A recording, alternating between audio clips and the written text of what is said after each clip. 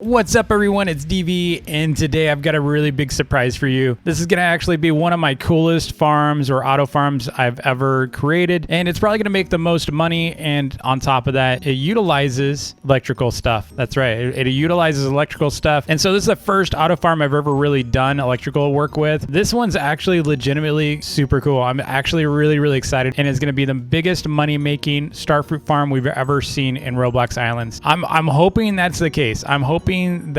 I was actually working on something and I had an idea, right? I had an idea and I was like, wait a second. Farm I've been looking for. Either way, I'm super excited to share it with you. So if you don't mind hitting that like button, and on top of that, if you like Roblox videos, please subscribe to the channel and turn on notifications. There's about 65% of you who have not subscribed to me yet, and I totally get it. You forgot to subscribe, and that's okay. All right, so we're gonna actually head over to my alt Nightkeep, and that's where we're gonna actually build this auto farm because the account has literally a reset island. So I'll have plenty of space, but on this island, there's no way I'd be able to put this giant farm because this is a massive farm. This is going to be one of the biggest farms I've ever created. So this is going to be about 17 across. So it's going to be 17 wide. So I got to establish a little bit of a base here because I'm going to run out of space otherwise, and I don't want to keep falling into the void, even though it's probably going to happen anyway. So let's go ahead and fill this base in real quick with some grass. All right, that's looking pretty good. And now what I'm gonna do is I'm actually gonna create this little U shape. This is the typical bucket you see. So I always like to use glass, so that way I can actually see like the crops actually falling and how fast they're falling. You can also see if there's any issues that way too, so you can see if stuff's falling out. But what I'm gonna do is I'm gonna make it so that if I spawn in with my alt, I don't even have to move. Literally, it's right in front of my spawn. So, and the reason why I do this extra conveyor, by the way, is I really don't want stuff to actually end up on top of the chest. Because if you do just a straight up chest under here without a conveyor, then there's a good chance that the starfruit's gonna actually end up on top of the chest instead of inside of it. So now I'm gonna start building my stairs up. So this is where the crop's gonna fall, and we're gonna do, let's see, we're gonna do, it's a total of 17 wide. So the middle is obviously not counted because that's the middle. So we're gonna do, it's gonna be essentially 16 wide at that point. So we just have that, and we know we need to do 8 on both sides. So we're gonna go 8 up on both sides. Let's go ahead and get these extra stairs because they're kind of a pain to make. I really don't like making stairs. There we go. So we got 8 up and then 8 on the other side as well. So I'm gonna actually get some glass here, and we're gonna start putting a little bit of a border here. And the reason is I'm actually going to double this as well. So it's gonna be 2 spaces open. And the reason for that is so that our totems don't reach the other side. So, you know, totems can reach obviously 3 spaces across from each other. So the problem is if I don't do a double gap here, a two block gap, there's a good chance that totems from one side is going to start stealing seeds from the other side. So we're going to build straight across here, and that's going to be where we're going to essentially we're going to set up some stairs. And the reason why we're going to do that is we're going to drop into a 2 gap, like a 2 block gap. And so one of the block spaces is just going to drop onto this stair, and it's just going to drop into the singles. It's almost like having a single block slot here, but I needed this so that I can give a little bit of distance between my totems. So this will work. I just need to fill in the sides now. Because I have it set up this way, and because things are going to be dropping so fast, we have to fill this up. So let's go ahead and fill this up. So all we're doing is creating a wall here. So even though it's a little hard for you to see in the video, we're just creating a glass wall on both sides. That way, as starfruit falls, we don't have any starfruit like flying out. All right, that's looking pretty good. We just have a couple more to fill in. All right, that's sealed. So now if stuff's gonna fall down, it's not gonna go out anywhere. Pretty much now just a giant funnel down to that single chest. So things will bounce around in there. It's okay if things bounce around, as long as they don't bounce out. If we start seeing stuff bouncing out, we're gonna have to seal it a little bit better. But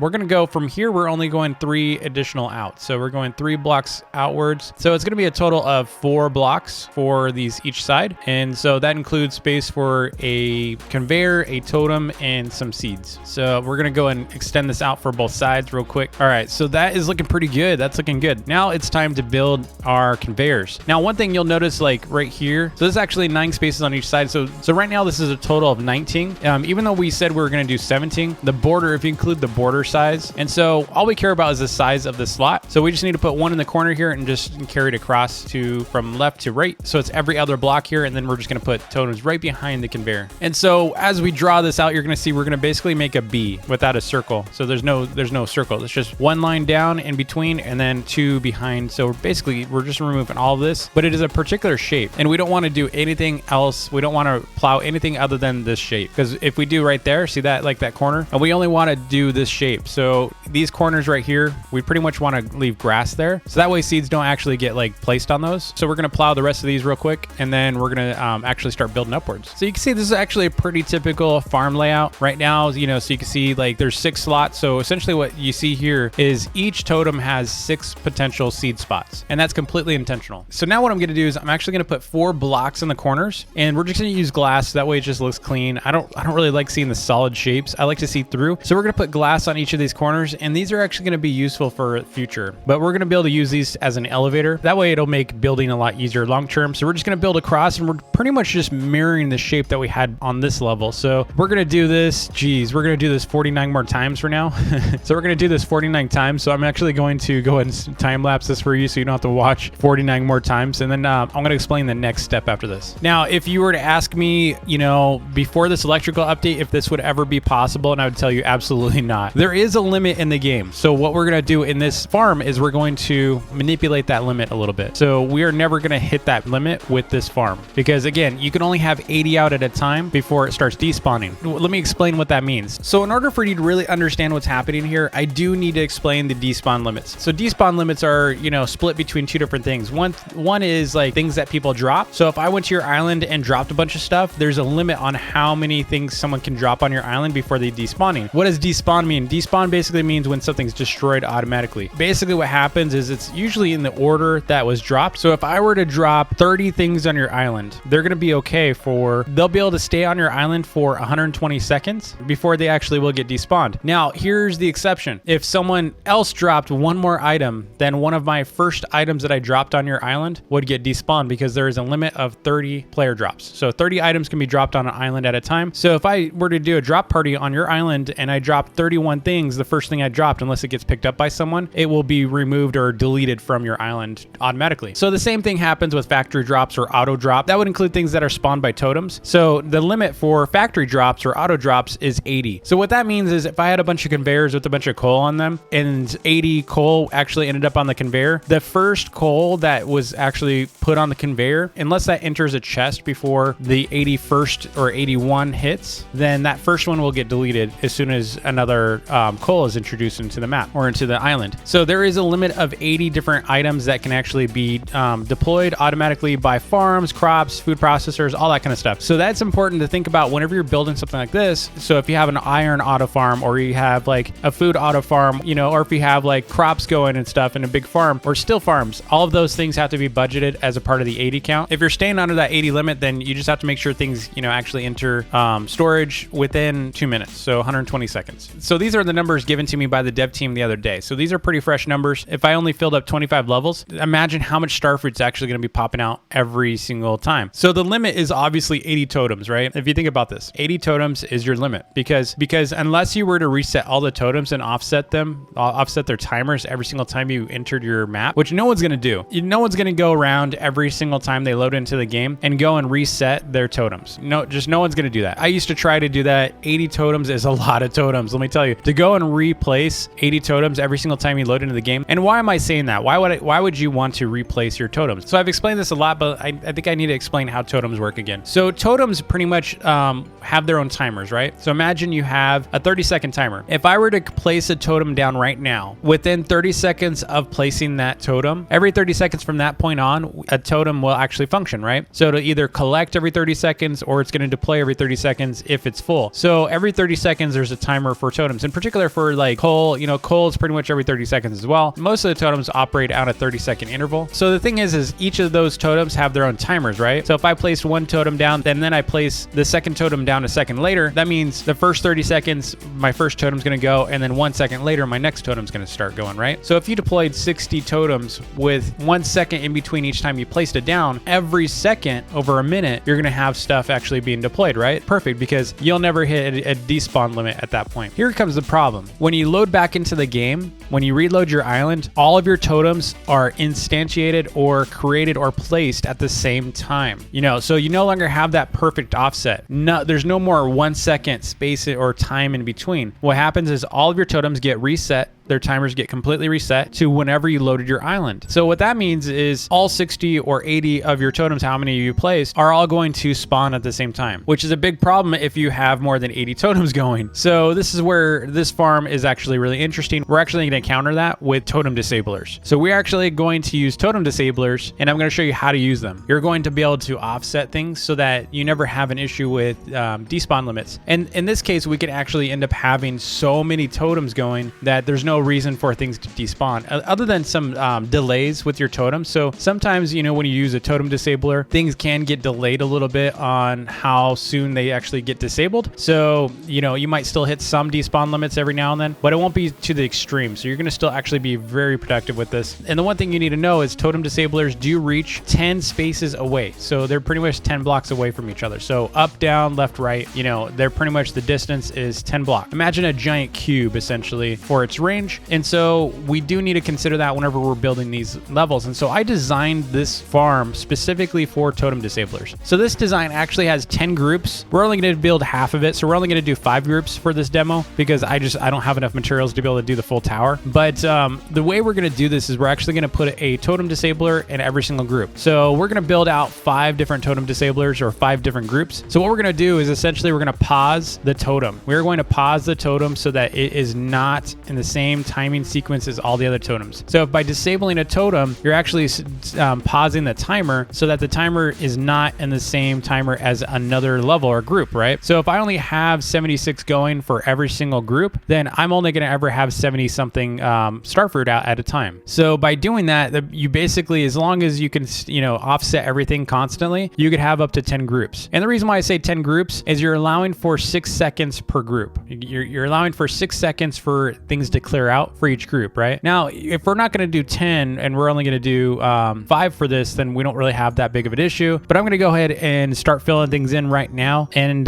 start getting all the totems set up and stuff so we can start testing this out. All right, so how this is going to work is we're going to actually put a totem disabler on the middle or inside the middle of every block of 5 levels. So I'm going to show you a diagram of where this thing's going to get placed. But essentially what we're going to do is we're going to put it right in the middle so that way it reaches all the different blocks that we need to reach. One thing you'll notice also is I have a dead space in between each level. So that's why I did 5 because, you know, the totems only need 3 spaces. So the totem height is only 3 blocks, right? But the reason why I did 4 blocks is we didn't want it to actually hit too many totems. We didn't want to disable too many totems at a time because if you disable too many totems at a time, then they're all going to be on the same timer. If there's delays or if there's other issues going about, then we don't have too many items out there forcing despawn. So my original design for this was going to use sensors to offset timing. And then I realized, you know what? The problem with sensors is that it won't work at night. So I've switched everything over to switches. So we're going to actually offset timers using switches with the totem disablers. And I'm going to show you how that works in a little bit. What we're going to do is we're going to get some switches out here. So there's going to be switch 1, 2, 3, 4, and 5. Since we have 5 groups, we want to have 5 switches. We're going to use iron blocks because the signs get tagged and I'm kind of annoyed by those. So the iron blocks, we're just basically going to stack 1 block for each level or group. So that way you see first block, if there's only 1 iron block, that's first level. 2 iron blocks means the second level or group. 3 iron blocks is, you know, third group and so on. So you'll see that that's the group number. And then I need some solar panels because we're going to power these. And how I'm going to actually connect these, since I have 5 switches, I'm going to have to use splitters. I have to use splitters to be able to split the power to each of those switches. That way the switches can actually, you know, pass power through to the disablers. So again, how disablers work is when they get power, they actually disable totems nearby. So this is only going to work during the day, but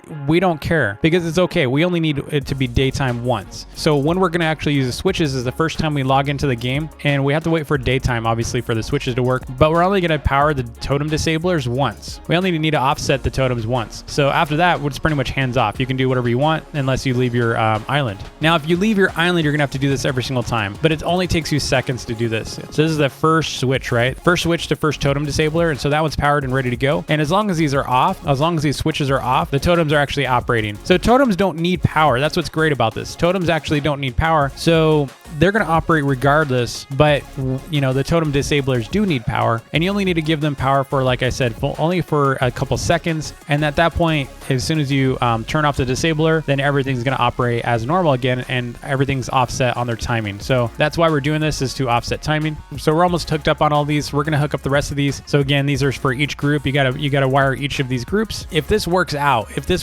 the way I planned, then we can pretty much double. We can pretty much double this farm. And if that's the case, I might actually do a part 2 video. Let me know if you want me to do part 2 video to show you that. Now that we actually reloaded the island, everything's on the same timers. So we're going to disable all the totems right now, and by flipping the switch on. So as long as it's on, that means the disablers are enabled. And what that means is all totems are off at this point, right? Except for maybe a handful if they're out of range or something of my disabler. So that's how this is going to work again, is we're going to start switching these off every 2 seconds. Every 2 to 3 seconds. We want to offset them all by 2 to 3 seconds each. So we're going to wait 2 to 3 seconds. We're going to flip the switch off. So that basically enables the totems again for that level or that group. And then we're going to do it again for group 2, group 3, group 4, and then group 5. So again, 2 to 3 seconds in between each. And that essentially what you're doing is you've offset each of these groups. So essentially it's like having 5 separate farms completely operating on their own timing. Does that make sense? Hopefully this makes sense to you and I haven't lost you. So we were able to get about 10,000 starfruits. It did take a little while. So I did a benchmark and I'm getting about 6 starfruit per second. So if you think about that, so if you think about 6 starfruit per second, over a minute we're getting 360 starfruit, and then over an hour we're getting 21,000 starfruit. So every hour we're going to be making almost 1 million coins. So that's 972,000 coins. If we sold all of the starfruit, 972,000 coins. So if you were to auto farm that overnight, you'd be making about 10 million coins every day. It's crazy, right? But the thing is how much did we actually invest for the starfruit farm? We actually invested a lot. That's why starfruit's never really been a good,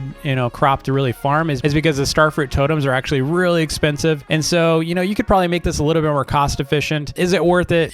For me, it's not worth it, but for you, go for it if you really want to squeeze it. I would have to farm for 12 days just to get my money back for the seeds. And if you think about all the other materials like the totems, so, I had to make so many totems, all the conveyors, we're talking probably about a month at least to make my money back. But here's the thing. Most people that could actually build this farm are sitting on so much coins that it doesn't really matter. Like it's just it doesn't really matter. Now you could actually use the same farm design that I just did for other types of crops too, that you won't have to spend as much money on. So for example, an onion farm would actually be really powerful with this method. The problem is you'd have to load balance your washers in order to be able to do something like this. If you want to see me do an onion farm like this using washing stations, let me know in the comments below. I can always convert this over to an onion farm if you want. And I think that'd be significantly cheaper to actually make, and it would probably be just as profitable. I think we'd probably be making, obviously we're going to be making a lot less coins overnight, but it's still going to be a lot cheaper to build than something like this, because this is again 150,000 for every single totem, and we're not even counting the conveyors. The conveyors are,